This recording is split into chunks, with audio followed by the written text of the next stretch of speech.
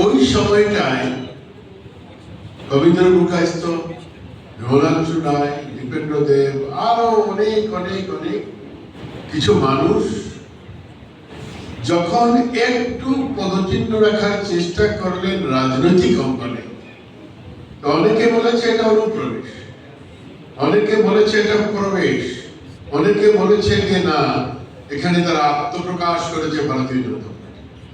এরকমই তো কথা হয়েছে, সাক্ষী তো আমি হচ্ছি।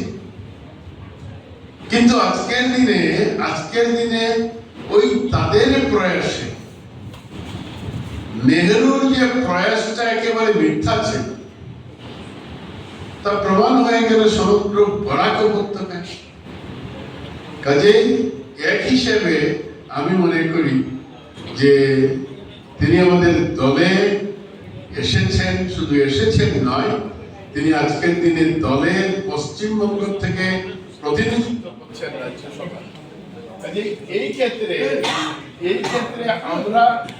আমরা ওনাকে শুধু শ্রদ্ধা জানাবো না, ওনার কাছে আমার ব্যক্তিগতভাবে কৃতজ্ঞতা জানাবো যে আপনি এত ভালো কাজ করলেন যে আমাদের বিচারধারা যে সঠিক ছিল, যারা এই বরাক উপত্যকায় প্রচন্ড পরিশ্রম করে একদিন আত্মপ্রকাশ করেছিলেন আর মানুষকে বলার স্পর্ধা রেখেছিলেন যে মা ভারতীর জন্য যদি কাজ করে তাহলে ভারতীয় জনতা পার্টি কাজ করবে, মা ভারতীর জন্য যদি কাজ করে তাহলে জনসংঘ কাজ করবে।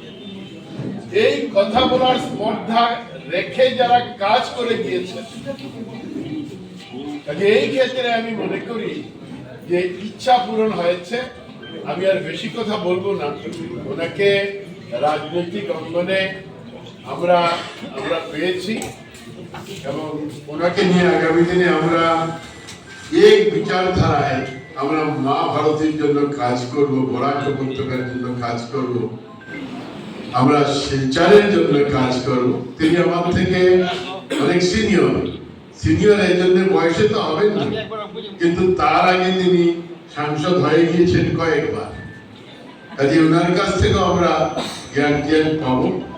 আমরা মনে করি আগামী দিনে আমাদেরকে যদি ভালো করে কোনো না কোনো জায়গায় পরামর্শ থাকে দেবেন তিনি, আর আমরা সবাই একযোগে এক আঙ্গিনায় আমরা কাজ করব। আমাদের শিলচর শহর উন্নত হবে, শিলচর লোকসভা উন্নত হবে।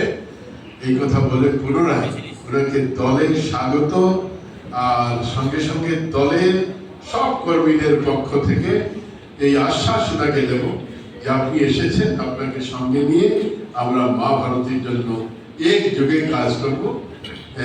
এই আশ্বাস ওনাকে দিয়ে সবাইকে পুনরায় যারা উপস্থিত আছেন শ্রদ্ধা জানিয়ে আমার বক্তব্য শেষ করছি। ভারত মাতা।